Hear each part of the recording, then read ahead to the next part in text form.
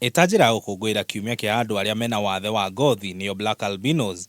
Thirikari ya kaunti ya Nairobi ni kuhariria ngucanio ya kiurata gatagati ga timu ya andu maria mena wathe wa ukuhi nio Lion Stars na timu ya Black Albinos kiaroni gia City Stadium guku Nairobi.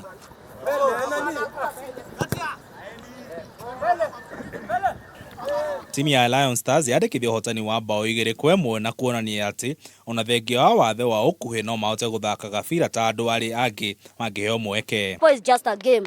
Your legs, your hands, your chest is just but tools. So we used ours very well. We were very tricky.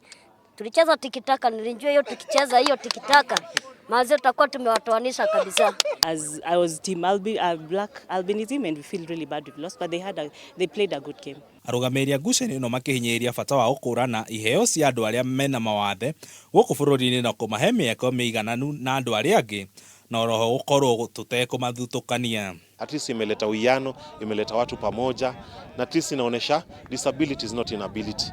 Ni vitu watu wanaweza kuwa nazo katika jamii na zinaweza kuendeleza kimaisha.